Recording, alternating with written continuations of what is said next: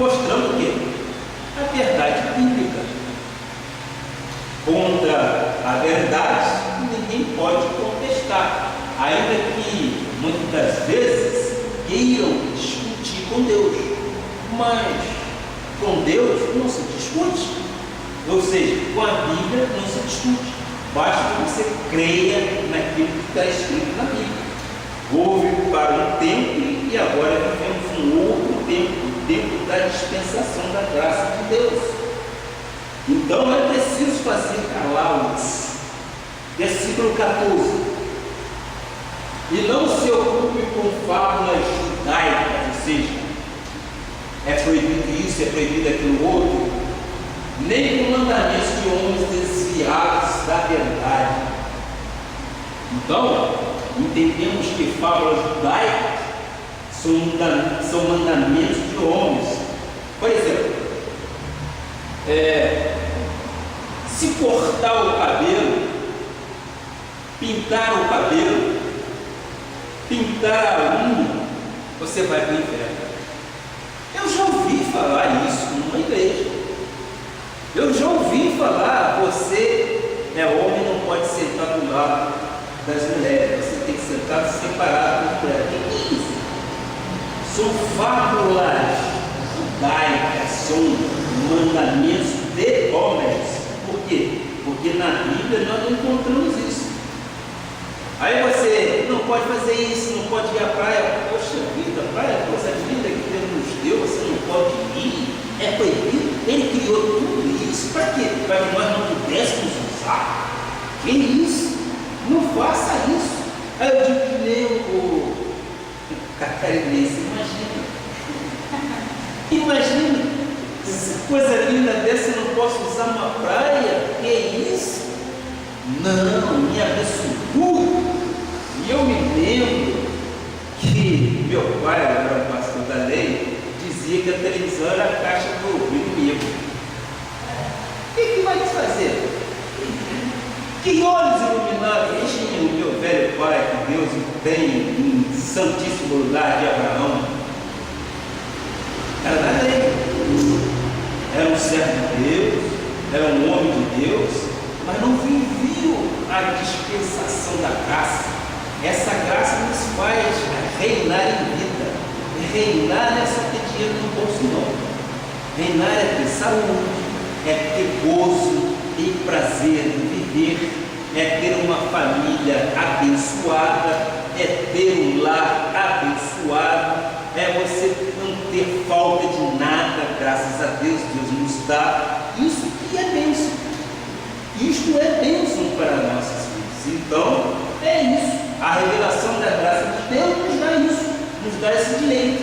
Não é questão de passar óleo na cabeça, não é questão de passar sal, aquela fita. Eu não estou falando aqui de ministerial, eu estou falando exatamente aquilo que eu já ouvi na televisão, e antes de 1986 eu vi coisas desta natureza. Que evangelho é esse?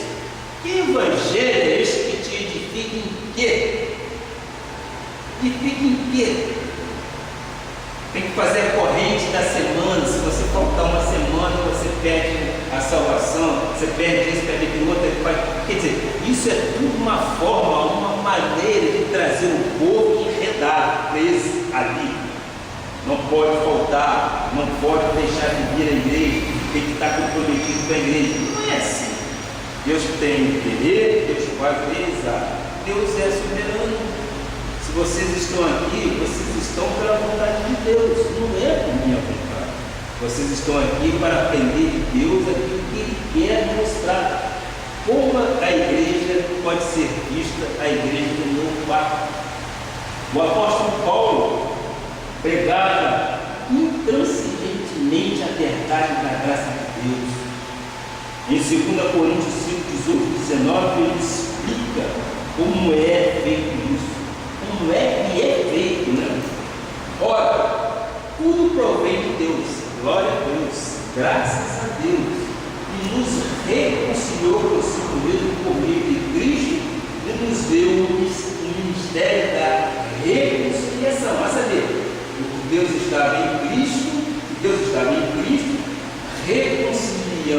consigo o mundo, não imputando aos homens as suas transgressões, e nos confiou a palavra da reconciliação.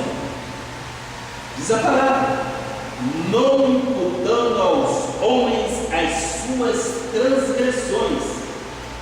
Amado, aquele grito na cruz do Calvário, eu acredito que alguém aqui já tenha visto, inclusive, aquele filme A Paixão de Cristo. Eu, quando vi, fiquei exatamente como que chora. Há 2000 anos atrás, eu imagino meu Senhor, o Senhor Jesus Cristo ali, levando o seu pecado, o meu pecado, morrendo no Gólgota, quando ele diz: estou aqui em seu nome, estou aqui para tirar o seu pecado, o castigo, para tirar você do império das trevas e transportá-lo para o reino do Filho do seu amor. Esta é a função de Cristo, e esta foi a função de Cristo na cruz do Calvário. Nós temos que nos render a isso, porque Ele tirou de nós todos os pecados passados, presentes e futuros, porque nós não vivemos na prática do pecado. Disse eu inicialmente que aquele que é nascido de Deus, Deus o guarda, mas não toca, porque nós não temos a prática do pecado. Aquele que tem a prática do pecado, ele mata, rouba e destrói. Isso é o que a gente vê, infelizmente, por aí fora. E aí, às vezes, vem uma igreja da tradição e diz: não é bem assim. Eu digo: é assim sim. Ele carregou sobre a cruz do Calvário, ele cravou nela todos os pecados nossos. Nós estamos esvaziados de pecados. Muitos nós temos muitíssimas aflições, mas nós temos que ter bom ânimo. A igreja não tem direito de imputar pecados às ovelhas de Jesus Cristo. Deus nos deu foi uma palavra de reconciliação. Versículo 20 e 21, por favor. De sorte que somos embaixadores em nome de Cristo, como se Deus exortasse por nosso intermédio. Em nome de Cristo, pois, rogamos que vos reconcilieis com Deus. Aquele que não conheceu o pecado, ele o fez pecador por nós, para que nele fôssemos feitos justiça de Deus. O ministério de Cristo vive está conclamando o povo de Deus a reconciliar-se com Deus, a reconciliar-se com o Senhor. Santos de Deus, preciosos de Deus, reconciliem-se com o Senhor. O que é então reconciliação? Reconciliação, evidentemente, nós sabemos que é o ato de reconciliar, é restituir a paz ou as boas relações perdidas por ter de acordo consagrado. Isto é o ato de reconciliar. Você tem apenas que crer que Ele morreu, que Ele ressuscitou no terceiro dia e receber isto pronto. A Bíblia diz que se você confessar com a sua boca que Jesus Cristo é o Senhor, você será salvo. Então, como é que o nosso Deus quer ver a igreja em um novo pacto? Como é? Deus quer ver como o apóstolo Paulo disse aos Hebreus 6, versículo 1. Por isso, ponto de parte, precisa experimentar para o reino de Cristo. Deixemos-nos levar para o que é perfeito, não lançando de novo a base do arrependimento de obras mortas da fé em Deus. A falta de conhecimento Problemas das igrejas estão cheias de movimentos, vivendo o Jesus de Nazaré, quando a Bíblia diz em Hebreus 8, versículo 6: agora, com efeito, teve Jesus um ministério tanto mais excelente quanto é ele também, mediador superior à aliança, instituída com base em superiores promessas. Ele é o quê? Ele é mediador. Ele media as questões. Hebreus 7, versículo 33 diz: por isso mesmo, Jesus tem tornado criador de superior aliança. Coisa realmente muito bonita, né? Além de mediador, ele também é criador de coisas de superior aliança. Esta é a promessa de Jesus para as nossas vidas. Meus amados, falamos sobre o batismo de João Batista, falamos sobre o batismo de João batizado, pois ele pertencia a uma tribo de essênios, e Jesus também. E eu queria terminar falando sobre uma passagem bíblica que está em Hebreus 2, versículo 14.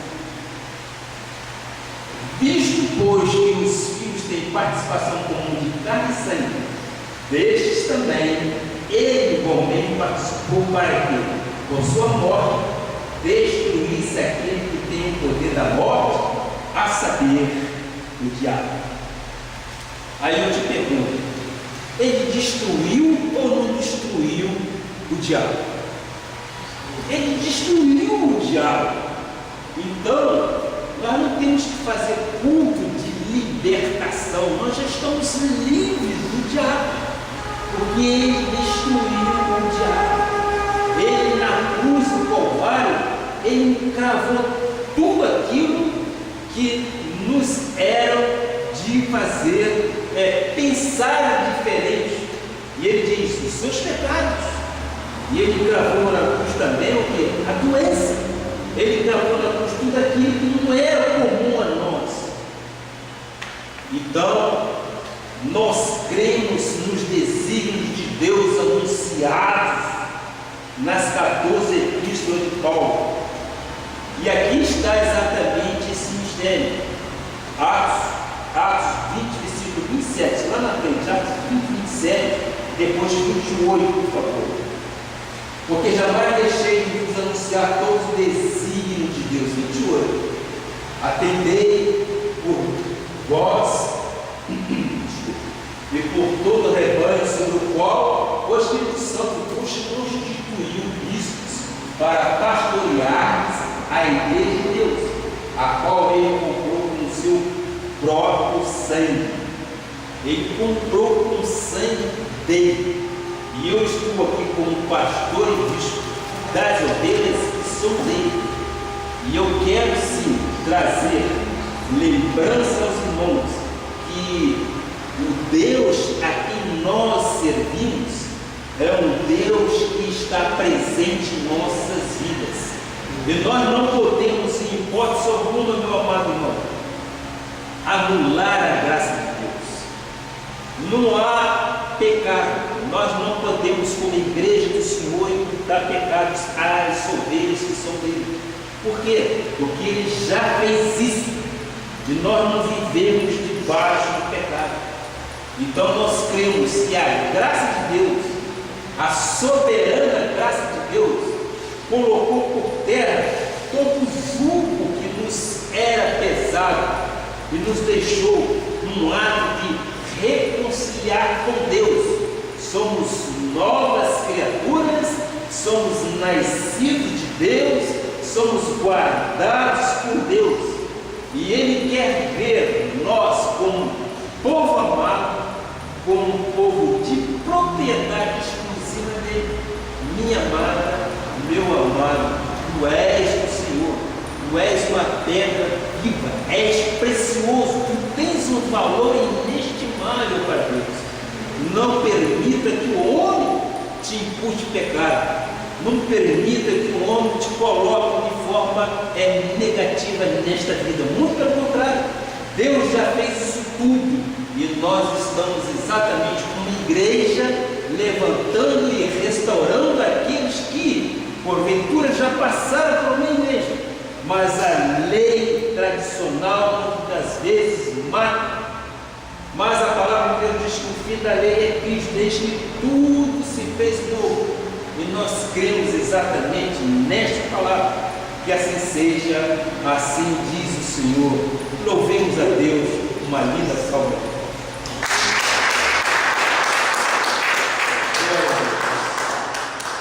Senhor Jesus, muito obrigado pela oportunidade que o Senhor me concedeu de trazer as ovelhas que são suas. Como é que o Senhor vê a igreja pelo novo pacto, nova aliança, que nos vê como pessoa amada, que nos vê como pessoas preciosas para Ti, que nós temos valores inestimáveis. Muito obrigado por este momento. E nós cremos, meu Pai, que muitos que estão nos assistindo através da internet tenham visto e ouvido falar de Ti, e sabe hoje que o Senhor é o pastor que cuida das ovelhas, é o Senhor que nos dá força para que possamos lutar no dia a dia, e é o Senhor que restaura qualquer conhecimento.